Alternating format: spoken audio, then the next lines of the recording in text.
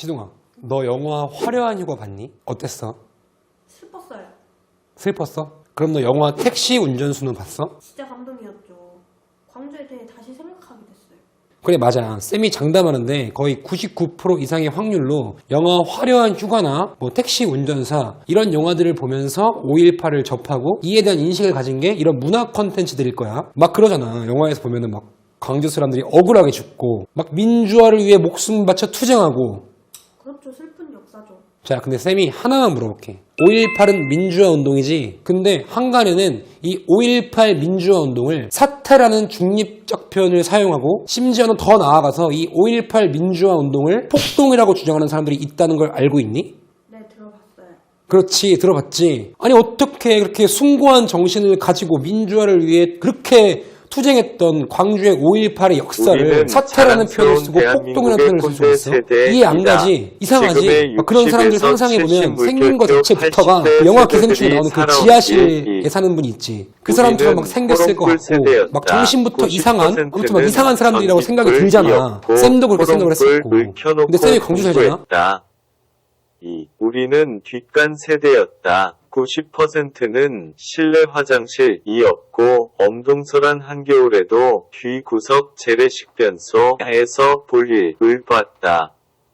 3. 우리는 우물 세대였다. 상수도 가없어 동네 공동우물에 양동이로 물 길어 항아리에 담아 놓고 마셔야 했다. 4. 우리는 가마솥 세대였다. 98%는 목욕탕이 없어 가마솥에 물을 끓여 목욕을 했다. 5. 우리는 손빨래 세대였다. 100%가 세탁기가 없어 겨울에 나가 추운 겨울에도 얼음장을 깨고 빨래를 했다. 6. 우리는 보행 자전거 세대였다. 95%는 자가용이 없어 대부분은 걷거나 일부는 자전거를 타고 다녔다. 7. 우리는 고무신 세대였다. 95%는 구두, 도, 운동화도 없어 검정 고무신을 신고 다녔다. 8. 우리는 깎아중 세대였다. 100%가 이발비가 적게 드는 깎아중 머리로 다녔다. 9. 우리는 보자기 세대였다. 98%는 책가방이 없어 보자기에 책을 싸서 허리에 차고 다녔다. 10. 우리는 고무줄 세대였다. 100%가 장난감이나 놀이기구가 없어 여자애는 고무줄 넘기하고 사내에는 새총을 만들었다. 12. 우리는 강냉이 세대였다. 100%가 쌀이나 보리쌀이 없어 학교에서 주는 강냉이 가루로 강냉이 빵이나 꿀꿀이죽을 만들어 끼니를 때워야만 했다. 12. 우리는 주경야독 세대였다. 98%가 낮에는 가사일, 농사일 돕기, 풀베기, 나무하기, 소먹이기, 동생 돌보기 등을 하고서 밤이 되어야 학교 숙제를 했다. 13. 우리는 주판 세대였다. 100%가 전자계산기나 컴퓨터는 없고 5알짜리 주판을 굴리면서 셈을 했다. 급수를 따야 은행 등 좋은 직장에 취직했다. 14. 우리는 일제고사 세대였다. 100%가 입학, 졸업은 물론이고 국민학교 1학년 때부터 전교생이 일제히 시험을 치르고 등수를 매겨 경쟁했다. 15. 우리는 입학시험 세대였다. 100%가 중학교, 고등학교, 대학교를 본고사 입학시험을 치러 상급학교에 진학을 했다. 16. 우리는 공돌이 공순이 세대였다. 하도 가난하여 진학하지 못하면 식모살이 아니면 구로공단 같은 공장에서 공돌이, 공순이, 버스 차장을 하면서 땀 흘려 일을 하고 야간에는 교복 입고 야간학교에 등교했다. 17. 우리는 사골세 세대였다. 80%가 신혼 살림집을 구할 돈이 없어 거의 모두가 사글세 단칸방부터 시작하여 전세로 옮겨 다녀야만 했다. 18. 우리는 월남전 세대였다. 나라가 빈곤하여 목숨 걸고 전쟁터에서 돈을 벌어와야만 했다. 19. 우리는 광부, 간호사 세대였다. 최빈곤국으로 독일에 가서 석탄 광부와 시체 닦는 일로 돈을 벌어와야 했다. 그나마 고조리상 경쟁이 치열했다. 평균 5대 1이었다. 20. 우리는 중동 노동자 세대였다. 열사의 나라 중동 지역에서 가족과 자식을 위해 돈을 벌었다. 우리가 피땀 흘려 열심히 일해서 지금의 대한민국이 건재하고 있지 않는가? 바로 군수 차량을 생산하는 아시아 자동차 공장으로 바로 돌진을 해. 이 300명의 대학생들이. 그래서 거기 가서 정확히 장갑차 4대 그리고 군용 트럭 374대를 탈취를 해. 다시 말하지만 너 또래 대학생들이. 그래 다 좋아. 다 좋아. 대학생들이 그랬다고 쳐. 근데 너 트럭 운전할 줄 아니? 아니 장갑차 운전할 줄 알아? 100번 1000번 양보해서 그 당시에 스마트폰이 있었어. 유튜브도 다 있었어. 그래서 유튜브 보면서 막 장갑차 운전하고 트럭 운전했다고 치자. 근데 이때는 스마트폰은커녕 삐삐도 없었을 시절이라고. 근데 그 대학생들이 어떻게 그걸 탈취를 하고 운전을 다 해. 대학생들이. 이상하지? 너가 봐도 말도 안 되지? 근데 여기서 또 하나. 총 한 400대를 탈취했지? 근데 저 당시에 트럭 운전 면허를 가지고 있는 전라도 90살까지 다 포함해서 전라도 인중에 트럭 면허를 가진 사람이 200명이 채 안 됐다는 거야. 근데 대학생들이 400대의 차를 탈취해서 이게 말이 돼? 자, 이대로 3번으로 넘어간다. 3번 무기고 탈취. 그래서 이 차량들과 막 장갑차를 탈취해서 끝나지 않고 어디를 또 가느냐. 이 탈취한 차량을 가지고 전남 17개 시군을 싹 돌아. 왜 돌았냐? 전남 17시군에 배치된 무기고 있지. 무기고. 그 무기고가 한 44개 되거든? 거기를 싹 털어버려. 그리고 다시 광주로 집결을 해. 근데 그 집결까지 걸린 시간 단 8시간.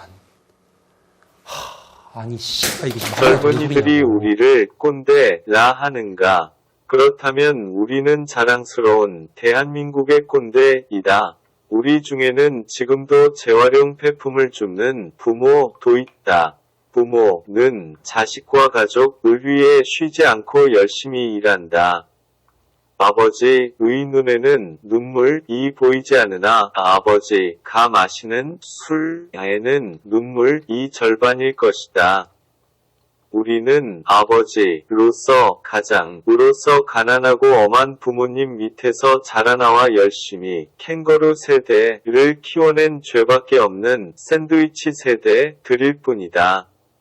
우리가 바로 7080 세대 우리들이 아닌가?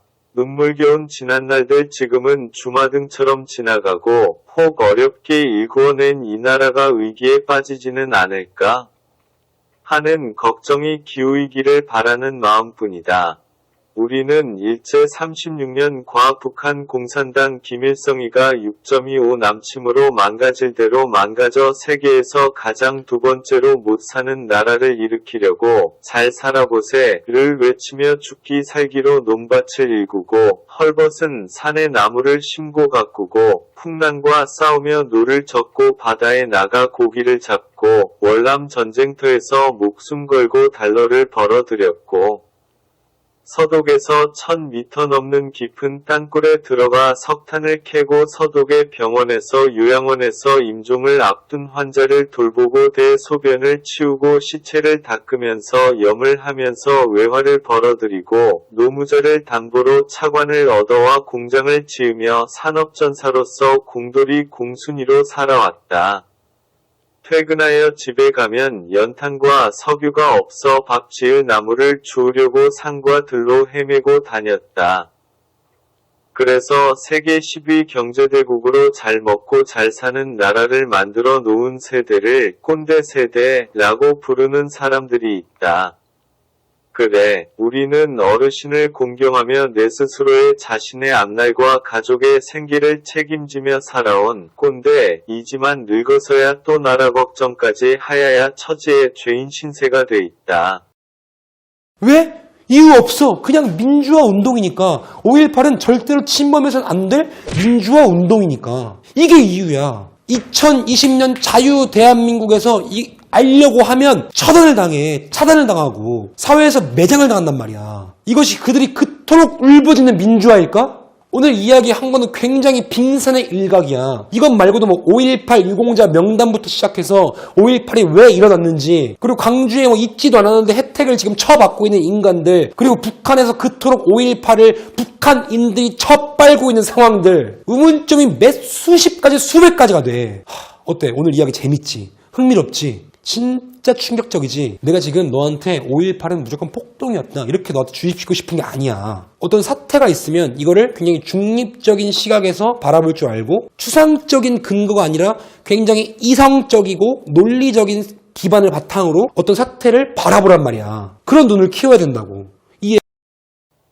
자랑스러운 대한민국의 꼰대들이야지만 4.1의 5총선을 앞두곤 좌충우돌 혼란 속에 빠져들고 있네요.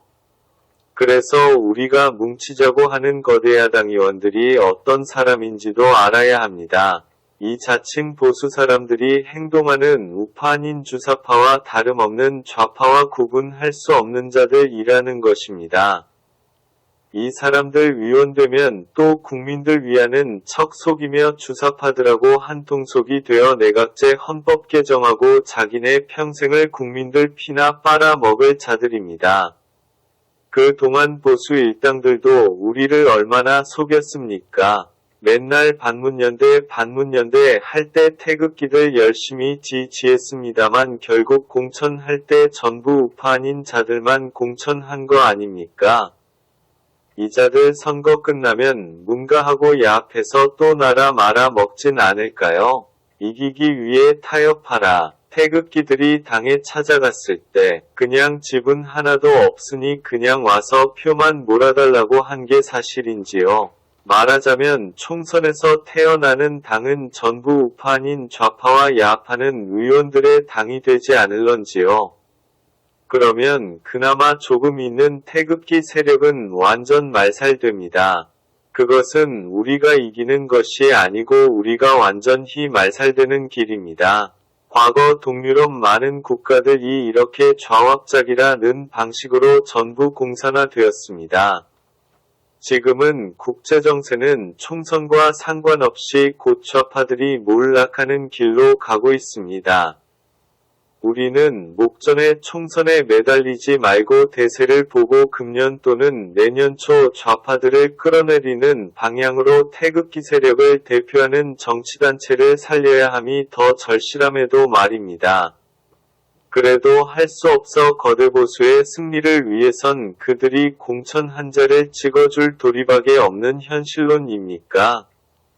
그렇다면 비례대표 의원만이라도 행동하는 우파애국자이 만든 신생당에서 많은 분들이 국회제도권에 입성하여 난국을 바로잡게 힘써봐야 되진 않을런지요. 통일을 할 것인가, 이런 우리 인생에서 한 번도 접해보지 못한 큰 숙제를 앞에 놓고 있습니다.